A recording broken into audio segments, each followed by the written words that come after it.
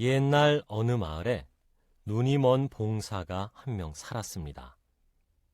그 사람은 심씨여서 사람들은 그를 신봉사라고 불렀습니다. 그에게는 3살 된 딸이 있었는데 그 아이의 이름은 청이였습니다. 청이의 어머니는 청이를 낳다가 돌아가셨습니다.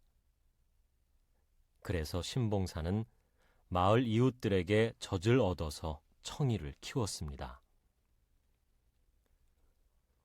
몇 년 후 심청이는 착한 소녀로 자라나서 아버지를 부양했습니다. 하루는 청이가 마을 사람의 잔치에 일을 하러 갔는데 늦게까지 집에 돌아오지 않았습니다. 걱정하던 신봉사는 청이를 마중하러 나갔는데 앞이 보이지 않아서 다리를 건너다가 물에 빠져버렸습니다. 사람 살려! 사람 살려! 마침 그 앞을 지나가던 한 스님이 신봉사를 구해주며 말했습니다. 앞이 안 보이시는군요. 부처님께 쌀 300석을 바치면 눈을 뜰 수 있을 텐데. 예? 제가 눈을 뜰 수 있다고요? 제가 쌀 300석을 바치겠습니다. 신봉사는 집안 형편이 어려웠지만 눈을 뜰 수 있다는 말에 너무 기쁜 나머지 약속을 하고 말았습니다.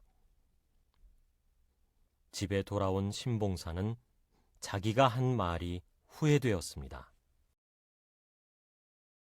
날마다 우리 불쌍한 청이가 일해서 먹고 사는데 어떻게 쌀 300석을 바칠 수 있을까?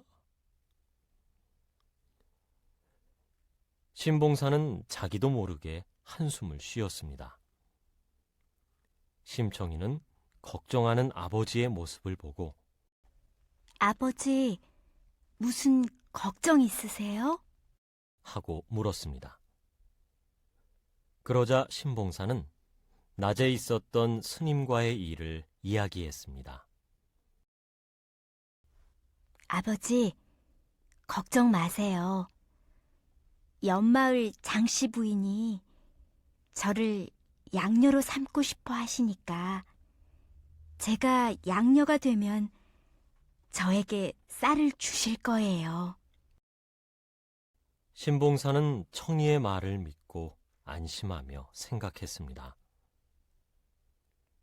그래, 부잣집에 가면 가난한 나하고 사는 것보다는 고생하지 않고 살 수 있겠지. 어느 날 청이는 마을 사람들로부터 중국 상인들이 바다에 제물로 쓸 처녀를 구한다는 말을 들었습니다.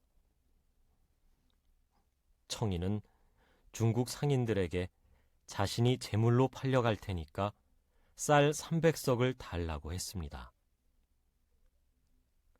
상인들과 약속한 날이 되었습니다. 청이는 마지막으로 아버지께 맛있는 밥을 지어드리고 절을 했습니다. 아버지, 눈을 꼭 뜨시고 건강하게 오래오래 사세요. 그때 밖에서 상인들의 목소리가 들렸습니다. 아가씨, 배 시간에 늦겠어요. 빨리 나오세요. 이 말을 들은 신봉사는 청이가 양녀가 아니라 제물로 팔려간다는 사실을 알았습니다. 이게 무슨 말이냐? 안 된다, 청아! 신봉사는 울면서 소리쳤지만 소용이 없었습니다. 청이는 결국 제물이 되어 바다에 빠졌습니다. 그러나 물에 빠진 청이는 죽지 않았습니다.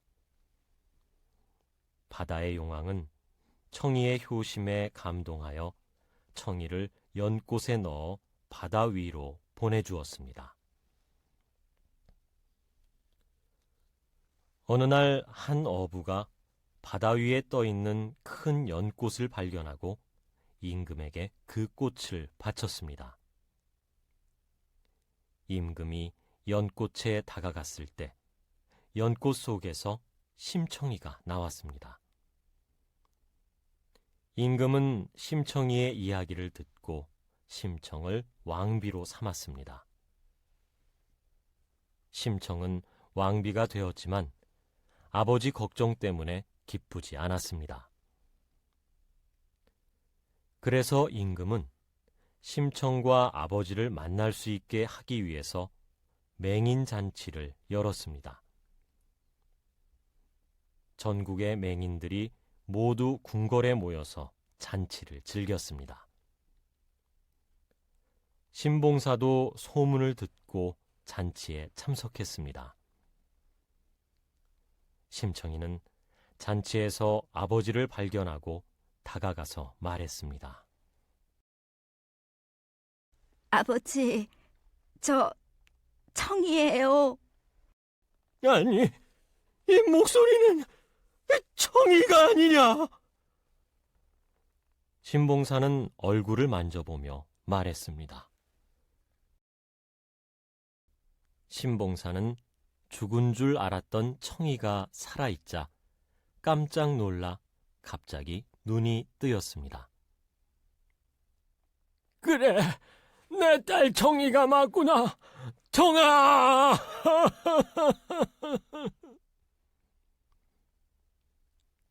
신봉사와 청이는 기쁨의 눈물을 흘렸습니다.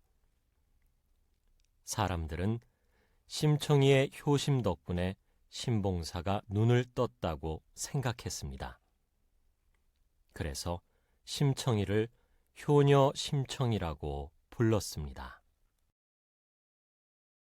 옛날 어느 마을에 눈이 먼 봉사가 한 명 살았습니다. 그 사람은 심씨여서 사람들은 그를 신봉사라고 불렀습니다. 그에게는 3살 된 딸이 있었는데 그 아이의 이름은 청이였습니다. 청이의 어머니는 청이를 낳다가 돌아가셨습니다. 그래서 신봉사는 마을 이웃들에게 젖을 얻어서 청이를 키웠습니다. 몇 년 후 심청이는 착한 소녀로 자라나서 아버지를 부양했습니다. 하루는 청이가 마을 사람의 잔치에 일을 하러 갔는데 늦게까지 집에 돌아오지 않았습니다. 걱정하던 신봉사는 청이를 마중하러 나갔는데 앞이 보이지 않아서 다리를 건너다가 물에 빠져버렸습니다. 사람 살려! 사람 살려! 마침 그 앞을 지나가던 한 스님이 신봉사를 구해주며 말했습니다. 앞이 안 보이시는군요. 부처님께 쌀 300석을 바치면 눈을 뜰 수 있을 텐데. 예? 제가 눈을 뜰 수 있다고요? 제가 쌀 300석을 바치겠습니다.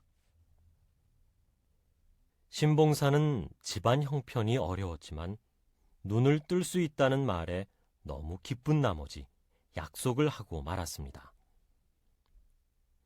집에 돌아온 신봉사는 자기가 한 말이 후회되었습니다.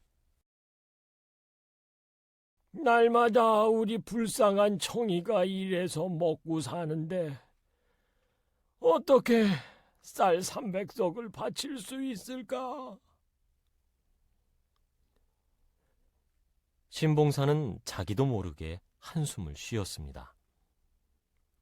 심청이는 걱정하는 아버지의 모습을 보고 아버지, 무슨 걱정 있으세요? 하고 물었습니다. 그러자 신봉사는 낮에 있었던 스님과의 일을 이야기했습니다. 아버지, 걱정 마세요.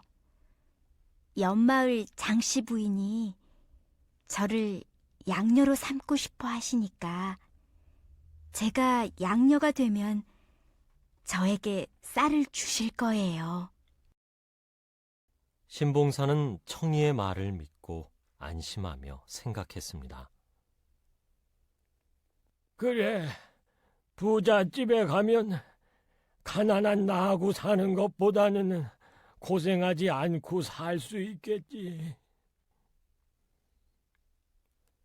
어느 날 청이는 마을 사람들로부터 중국 상인들이 바다에 제물로 쓸 처녀를 구한다는 말을 들었습니다. 청이는 중국 상인들에게 자신이 제물로 팔려갈 테니까 쌀 300석을 달라고 했습니다. 상인들과 약속한 날이 되었습니다. 청이는 마지막으로 아버지께 맛있는 밥을 지어드리고 절을 했습니다. 아버지, 눈을 꼭 뜨시고 건강하게 오래오래 사세요. 그때 밖에서 상인들의 목소리가 들렸습니다. 아가씨, 배 시간에 늦겠어요. 빨리 나오세요. 이 말을 들은 신봉사는 청이가 양녀가 아니라 제물로 팔려간다는 사실을 알았습니다. 이게 무슨 말이냐? 안 된다, 청아! 신봉사는 울면서 소리쳤지만 소용이 없었습니다. 청이는 결국 제물이 되어 바다에 빠졌습니다. 그러나 물에 빠진 청이는 죽지 않았습니다. 바다의 용왕은 청이의 효심에 감동하여 청이를 연꽃에 넣어 바다 위로 보내주었습니다. 어느 날 한 어부가 바다 위에 떠 있는 큰 연꽃을 발견하고 임금에게 그 꽃을 바쳤습니다. 임금이 연꽃에 다가갔을 때 연꽃 속에서 심청이가 나왔습니다. 임금은 심청이의 이야기를 듣고 심청을 왕비로 삼았습니다. 심청은 왕비가 되었지만 아버지 걱정 때문에 기쁘지 않았습니다. 그래서 임금은 심청과 아버지를 만날 수 있게 하기 위해서 맹인 잔치를 열었습니다. 전국의 맹인들이 모두 궁궐에 모여서 잔치를 즐겼습니다. 신봉사도 소문을 듣고 잔치에 참석했습니다.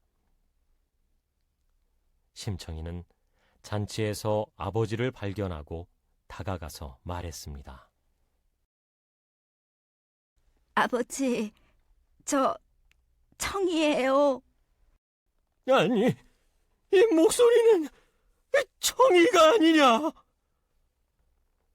신봉사는 얼굴을 만져보며 말했습니다.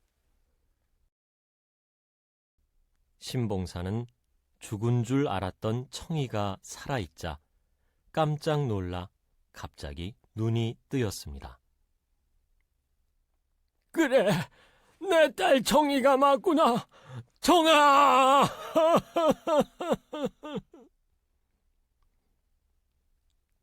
신봉사와 청이는 기쁨의 눈물을 흘렸습니다.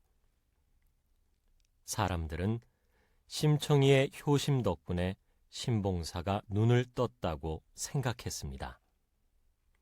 그래서 심청이를 효녀 심청이라고 불렀습니다.